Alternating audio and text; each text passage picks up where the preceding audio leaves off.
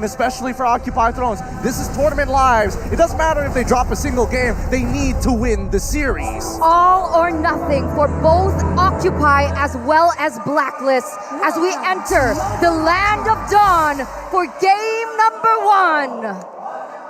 Checking out the rotations, it looks like it's a counter start. It's purple for King Wise, and of course orange here for Leo, the 7-foot-tall jungler from Occupy. The 7-foot-tall jungler? I feel like every single time you bring it up, he adds another foot to his height. I don't know what they feed him over there.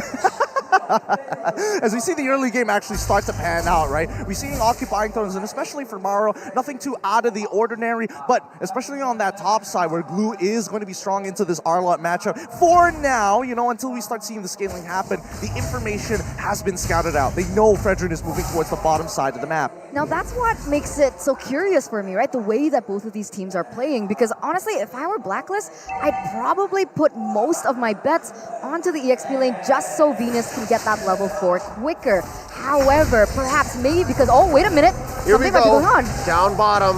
That's some action started out by Blacklist International. Oh, first blood drawn by Leo on King Wise. What just goes on here? I mean, they snagged him out. Again, Xavier, he's able to capitalize on these small situations. Even though he's not level 4 and he doesn't have that scaling to his name just yet, the follow-up is so very quick. The movement speed you get from his gates, especially when they are enhanced with a wider range, does 2 things at once. And here we were saying that it was Occupy who needed time. Yeah, very interesting, but here we go. Leo goes in again. Uh-oh. Oh. Look at that. Agent Zero. He's not going to recall. Interesting. Already turtle up. That was very close. That was very close. And look at them just really wreaking havoc here in the early game and the way that they're able to control this upper side of the map. Look at Alpha, look at Maro, the way that they're positioned. They're trying to zone you away as well as Venus, so Leo can get this uncontested. That's 4 men taking it. Clear victory here for Occupy Thrones. And they're going to oblige. Oh my Venus here, pulling over Leo. Spends that retribution, slowing down the Queen. They are deep behind enemy territory. Look at Wise. Oh, Grand Theft Orange. Yep, he's going to make sure that he, at least, I'm not going to be there for the turtle, so therefore I'm going to take all of your jungle while I'm down on the bottom side of the map. Make sure that at least there is some kind of cash flow working for Blacklist International. I will say, though, they were holding Edward quite a while up on that top side of the map. And by the way, Unbending Will. That is a bending wheel, but now look at mid lane, RWM by Yue, but it's not going to be enough to save Oh My Venus. Leo gets another. Alpho gets on out of there. Not enough damage from Owl just yet. What's going on? Occupy's winning the last 2 or 3 big engagements here. Yeah, you can see that being reflected to their economy, right? 1,200 gold lead already. And this is completely the opposite of what we expected from the drafting phase. Blacklist with the Beatrix, with the Fermis, and even the Eve, especially after level 4, should be able to have more say when these team fights go down, but what we're seeing is the exact opposite. How are they doing this? I think a lot of this is to the testament of Leo, right? His mechanics are keeping him extremely sharp. He's maxing out his stacks just so when he does go in for the puncture, it really hurts, or even the Thorn Rose, right? For the rest of the team, and especially for Owl, he's got to play it a little safer because he knows that Occupy have hounded him on this bottom side. Owl forces a flicker, but the DJ comes in. Owl didn't see that coming. He goes down. That's a kill going over to Occupy once more, and they're pressuring gold lane. Look at Oh My Venus and Wise. There's only so much they can do. Underneath this tier 1 down bottom, Leo dives in. That's a fan execution spent in, plus a puncture. Force the flicker from the Queen. Leo gets the kill. And there's the RWM by Yue, and they're still going to punish Wise. Vengeance going down, and here we go. Split from the Glue. There's the final slash flickering on out. Occupy traded. Oh, what a rotation here. They're calling in Alpha. They're calling in all the guns to make sure that whenever they make a movement, they can capitalize on it 120%. They're not leaving it to chance, and I feel like Blacklist, they're trying to be as hyper efficient as they can, but a couple of missed mechanics, a couple of unfortunate positions, even with the RWM at times, you can see that maybe for the newcomers, the new bloods even, a little bit of nerves, but keep in mind, Edward is going to be looking to the rest of them. They're going to be trusting trusting in the Queen's call overall to make sure that the team stays tight as possible. So it only gets better here on out for Blacklist International. Yeah, it's insane to see the development, right, from both of these teams right now after those few team fights. But so far, it seems like Owl, who should be having a better time in the lane, is already behind. Like, you can even see it in the EXP disparity, and that's exactly what Occupy wants up until this stage, and it's looking bleak, especially now that both of these teams are going for the next objective. That's a 2v2 up top. Turtle has been reset. That's the split already spent up. Edward knocking him up. There's the possession coming in, the pull onto Wise. Oh, Appraiser's Wrath coming in. There's another knock up. Turtle still standing, a third of its life in. And they are going to let go. Down bottom though, they pop the Queen once more. Kill going over to Spedyyy, but the Turtle goes over to Blacklist International. You can see how they're dividing and conquering, and now Blacklist are starting to adapt, figuring out where the movements are going to be. But Occupy, they want to continue this oppression down on the bot side of the map. The fact is, Spedyyy is still alive. He's got quite the goal lead on his hands against Owl, who's just trying to survive. Yeah, it's so unfortunate, right? You're not accustomed to seeing this. Sure, has some damage here, but up until this point, she's not able to reach her power spike just yet. Oh, the RWM keeping them where they need to be. Owl pops Spedyyy, and now from the west, there's another. Oh, that's a double for Owl. Oh, Smile was misplaced, and there's the Appraiser's Wrath and the knock-up. Still lacking the taunt, forcing out a flicker from Maro. It takes down the Kaja, and Leo is in trouble. There's a puncture on out, but look, Wise is gonna catch him, and will Wise finish? Oh, there it is. It's not enough. The taunt finally gets him down. Venus gets sweet revenge. Yep, this is a collaborative effort coming in from Blacklist International right now. They've fully adjusted to how Occupy have been playing the game. They made these off-tempo plays. They didn't expect Occupy to kind of disrespect the protocols that we're all used to when it comes down to these neutral fights. And now that they've adjusted, the entire team has kind of realigned themselves, and the calls coming in for Oh My Venus, impeccable as always. Oh no, that's a 3-man rotation up top. Down goes Agent Zero. Spedyyy gets a kill and a turret. See, I love this, right? I love this back and forth. I love that Occupy are still able to trade back punches against Blacklist, who up until this point have actually taken back that economy lead. They have a turret in the top side, and now with 10 seconds remaining on the next neutral objective, both teams are going to go for it. But something to note is Wise and Leo are at the same level.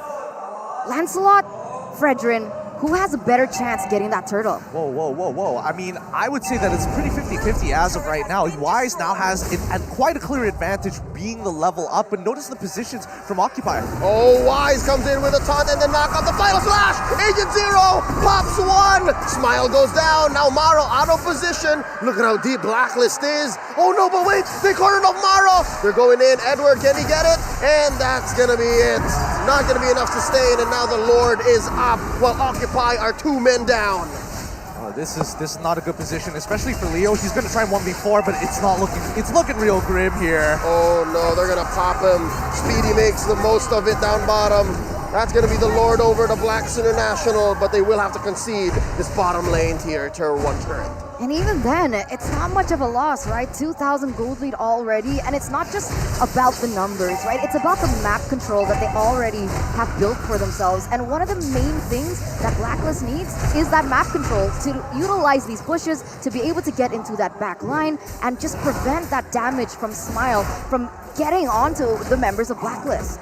Yep, and now with the Lord pushing down on all sides, Lord Empowered Minions pushing it down from all sides, everywhere. Blacklist International, notice that the movement's coming up from specifically Owl. He feels like he's going to get targeted again. And even for Edward, he doesn't mind too much, but at least with Wise, fishing for that information, knowing that at the very least, he can withstand the damage, and it doesn't really matter. He's got an early immortality, makes it even more of a reason why opening the map for him is going to be the best solution. Interesting. An early immortality for the Fredrin at 9 minutes. Well, I wonder how many items he's built up. Now Blacklist threatening this mid lane tier 1. Look at the back line. The sandwich play from the duo Edward and Wise. Now forcing a flicker away from Alpho as he goes for the split. And down bottom, it's Smile. Up top, it's Leo. Occupy seem to be scrambled. Yeah, it doesn't look like they wanted to commit onto that, but they also wanted to look for something else on the map, but even that they weren't able to achieve it just yet.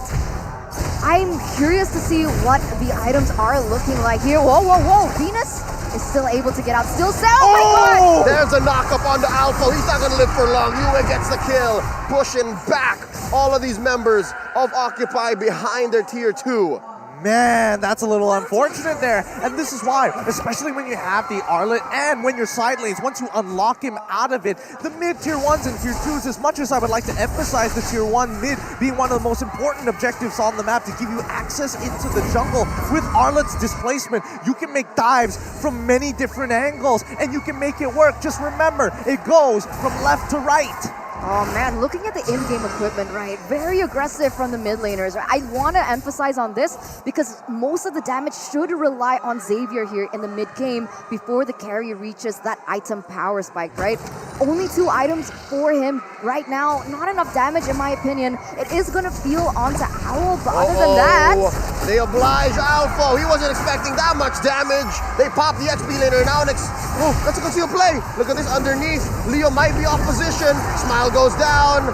But wait, can Owl survive? There's a final slash from Edward. And now Wise surviving. He does have the immortality. Watch out. Dashing on through. Oh, this is a messy engagement. Wise is separated from the rest of Blacklist. Here comes my Venus and Owl as well. They might pop Owl's immortality. The answer is no, he lives. Leo, though, at a tenth of his health, they push tier 1. They finally crack open that tier 1. Wise, he doesn't mind. He may be a little low, but the rest of his team should have more than enough damage. And with the passive, he's going to regenerate with not Sky Guardian's helmet, the Guardian's helmet back to where he needs to be. But more importantly, do they really need this Lord?